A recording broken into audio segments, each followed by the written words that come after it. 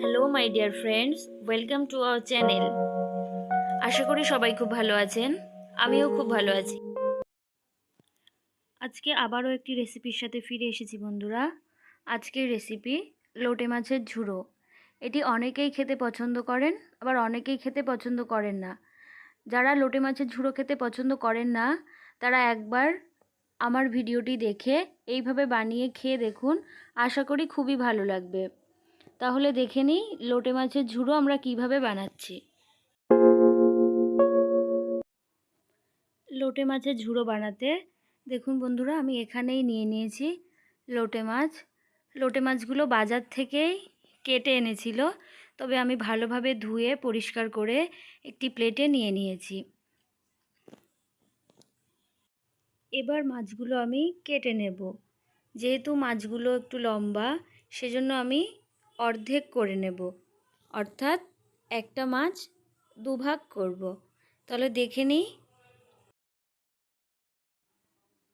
আমি মাছগুলো কেটে নিয়েছি বন্ধুরা।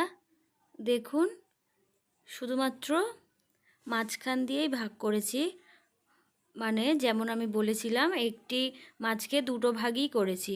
আপনারা চাইলে তিনটে ভাগও করতে পারেন, তবে দুটো ভাগ করলেই যথেষ্ট। সেজন্য আমি এখানে দুটো ভাগ করেই মাছগুলো কেটে নিয়েছি। এবার মাছগুলো আমি সিদ্ধ করে নেব। মাছগুলো ভালোভাবে সিদ্ধ করলেই তবেই কাটা ছাড়ানো যায়। অনেকে এটা কাটা শুদ্ধ ভাজে, তবে কাটাটা ছাড়িয়ে নিয়ে ভাজলে খেতে আরও বেশি টেস্ট হয়। মাছগুলো সিদ্ধ করার জন্যে আমি ওভেনে একটি পাত্র বসিয়ে দিয়েছি। এবার এর মধ্যে আমার যে কেটে রাখা মাছগুলো ছিল সেটা একে একে দিয়ে দেব।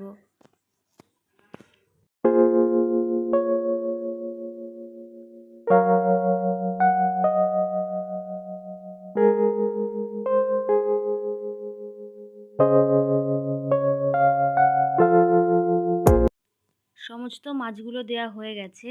এবার আমি এর মধ্যে দিয়ে দেব জল।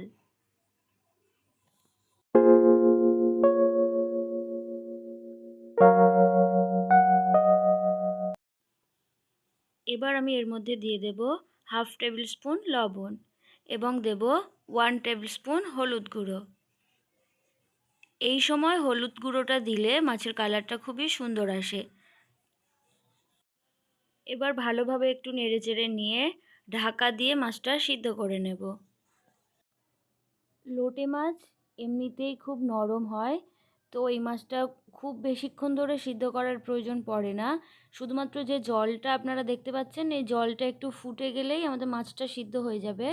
তাহলে চলুন আমরা মাছটা সিদ্ধ করে নিই।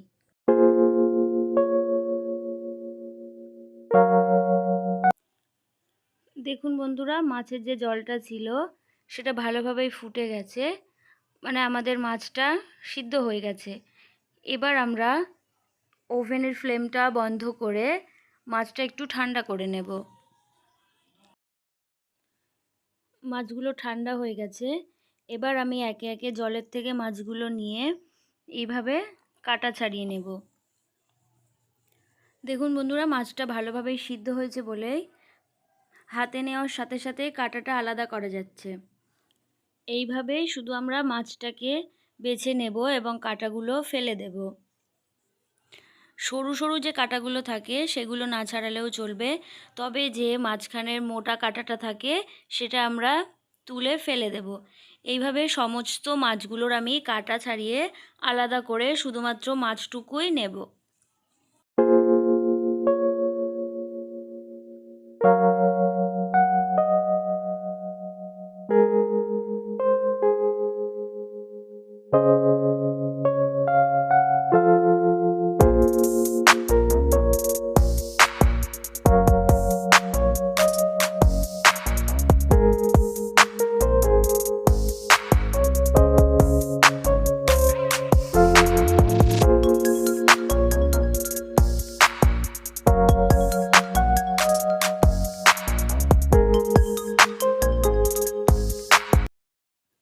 দেখুন বন্ধুরা, আমি সমস্ত মাছগুলোর কাঁটা বেছে নিয়েছি। এর মধ্যে আর একটিও মোটা কাঁটা নেই। এবার এই মাছগুলো ভাজার অপেক্ষা।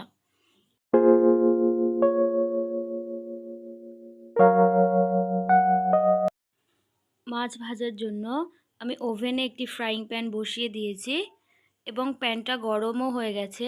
এবার আমি এর মধ্যে দিয়ে দেব সাদা তেল।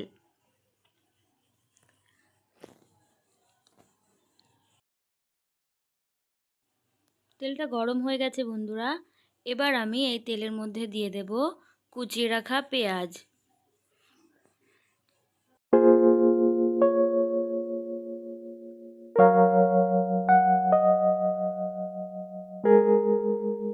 এবার দেব চেরা কাঁচা লঙ্কা। চেরা কাঁচা লঙ্কা এবং পেঁয়াজ কুচিটা ভালোভাবে একটু নেড়েচেড়ে লাল লাল করে ভেজে নেব।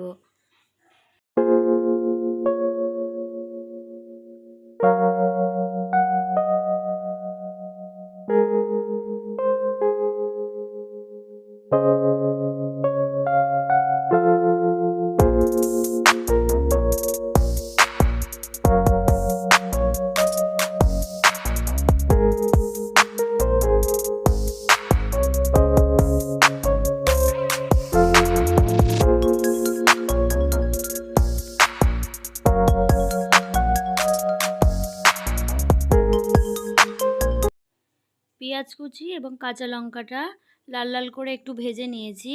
এবার আমি এর মধ্যে দিয়ে দেব 1 টেবিলস্পুন আদা রসুন বাটা। আদা রসুন বাটাটা দেওয়ার পরে আবারও আমি খুন্তির সাহায্যে ভালোভাবে একটু নেড়েচেড়ে ভেজে নেব।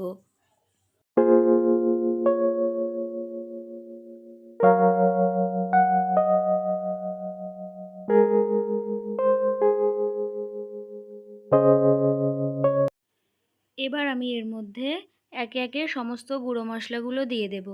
প্রথমেই দেব 1/2 টেবিলস্পুন লবণ, তারপর দেব 1 টেবিলস্পুন হলুদ গুঁড়ো, এবার দেব 1/2 টেবিলস্পুন ধনে গুঁড়ো, দিচ্ছি 2 টেবিলস্পুন জিরে গুঁড়ো। আমি মাছে একটু জিরের গন্ধটা ভালোবাসি, সেজন্য আমি 2 টেবিলস্পুন জিরে গুঁড়ো ব্যবহার করলাম। এবার দেব খুব অল্প পরিমাণে কাশ্মীরি লঙ্কা গুঁড়ো। কাশ্মীরি লঙ্কা গুঁড়োটা আমি কালারের জন্য ইউজ করি। বেসিক্যালি আপনারা এটা কালারের জন্যই ব্যবহার করবেন। যারা কাশ্মীরি লঙ্কা গুঁড়ো পছন্দ করেন না তারা এটা স্কিপও করতে পারেন।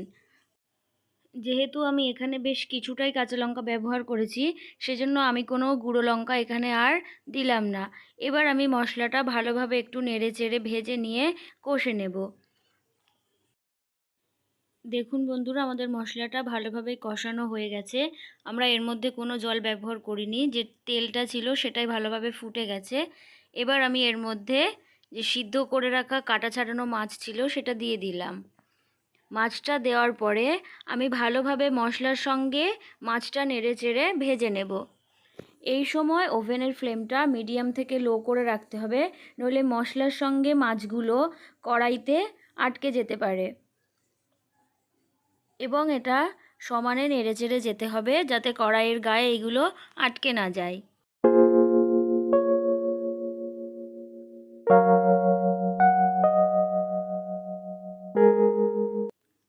মাছটা লাল লাল হওয়া পর্যন্ত ভালোভাবেই নেড়েচেড়ে যেতে হবে বন্ধুরা।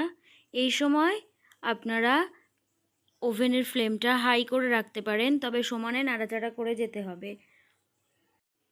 দেখুন বন্ধুরা, মাছের মধ্যে যে জলটা ছিল সেটা এবার ভালোভাবে ফুটে গেছে। আবারও খুন্তির সাহায্যে ভালোভাবে একটু নেড়েচেড়ে ভেজে নেব।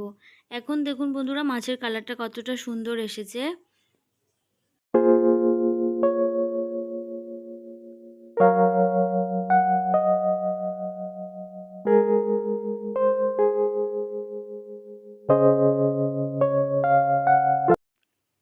মাছটা ভাজা ভাজা হয়ে গেছে দেখুন বন্ধুরা, এবং এর মধ্যে আর একদমই জল নেই।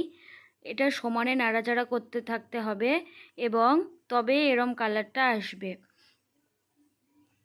দেখুন বন্ধুরা, আমাদের রান্না কমপ্লিট। এবার আমি এটা একটা প্লেটে ঢেলে আপনাদের দেখাবো যে লোটে মাছের ঝুড়ো কেমন হয়েছে। চলুন দেখে নিই। লোটে মাছের ঝুড়ো আমি একটি প্লেটে ঢেলে নিয়েছি। দেখুন বন্ধুরা, কালারটা কত সুন্দর এসেছে। গরম গরম ভাতের সঙ্গে আপনারা এটা খেতে পারেন, খুবই ভালো লাগবে। এবং আমি যেভাবে বানালাম একই প্রসেসে বাড়িতে বানিয়ে টেস্ট করুন, আশা করি খুবই ভালো লাগবে। ভালো লাগলে আমার ভিডিওটিতে একটি লাইক করবেন এবং বন্ধুদের সঙ্গে শেয়ার করবেন। কমেন্ট বক্সে জানাতে ভুলবেন না আপনাদের আজকের রেসিপি কেমন লাগলো। এরকমই নতুন নতুন রেসিপি পেতে আমার চ্যানেলটি সাবস্ক্রাইব করবেন এবং পাশে থাকা বেল আইকনটি প্রেস করে অল নোটিফিকেশান ক্লিক করে দেবেন। তাহলে আজকের মতো এ পর্যন্তই। ফিরে আসবো অন্য কোনো রেসিপির সাথে অন্য কোনো দিন। ভালো থাকবেন, সুস্থ থাকবেন। সবাইকে টাটা।